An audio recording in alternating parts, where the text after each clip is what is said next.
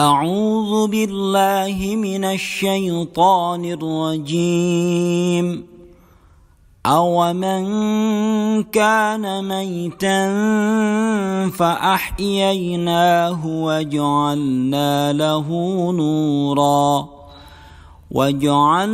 له نورا يمشي به في الناس كمن مثله في الظلمات ليس بخارج منها كذلك زين للكافرين ما كانوا يعملون. Apakah orang yang telah mati kemudian kami hidupkan dan kami berikan kepadanya cahaya yang terang, yang dengan cahaya itu dia dapat berjalan di tengah-tengah umat manusia, akan serupa dengan orang yang berada di dalam kegelapan yang bertumpuk-tumpuk, yang sekali-kali dia tidak dapat keluar daripadanya.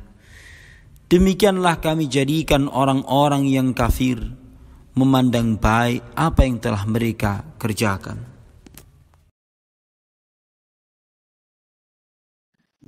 Bismillahirrahmanirrahim. Alhamdulillah, kemudian alhamdulillah, kemudian alhamdulillah.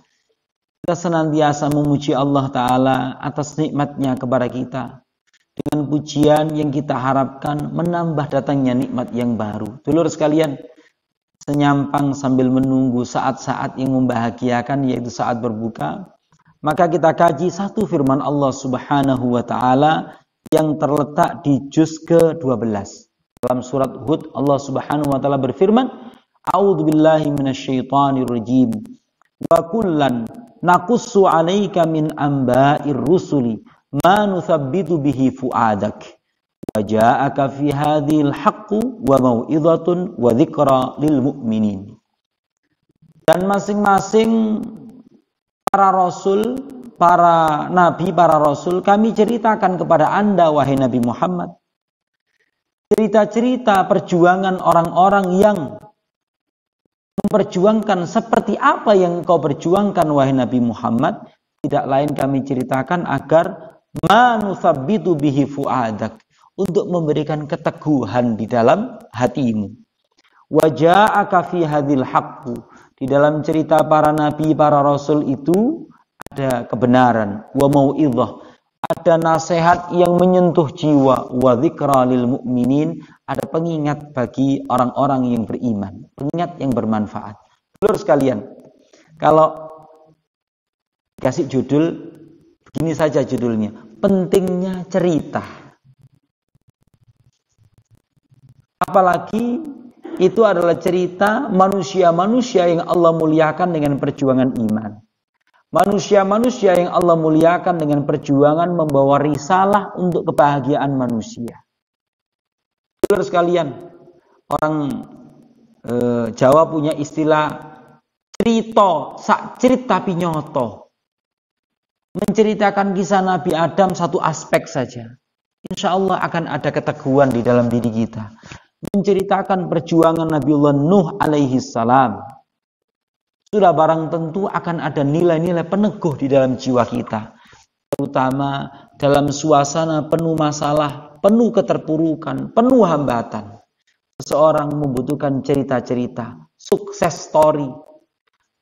Para nabi, para rasul adalah manusia-manusia yang sukses dengan perjuangannya.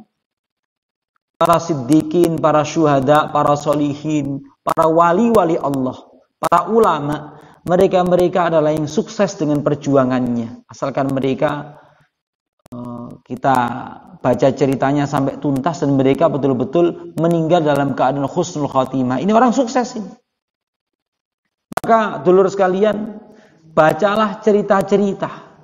Dan kalau kita sebagai orang tua seneng mau cerita, bahasanya orang kampung itu manakipan, membacakan biografi orang-orang penting. Kadangkala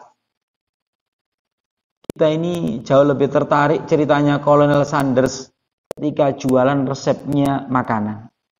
Kadangkala lebih menakjubkan kita ceritanya Seiichiro Honda ketika dia merintis perusahaan Honda itu.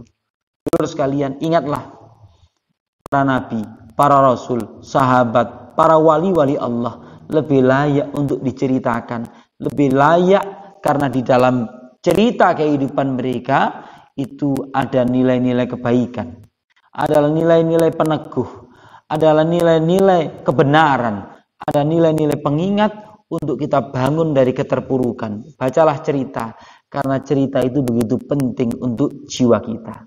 Mudah-mudahan satu ayat dari surat Hud ini menginspirasi kita untuk senang membawa cerita dan mendapatkan moral story dari cerita yang kita baca dan kita cerita.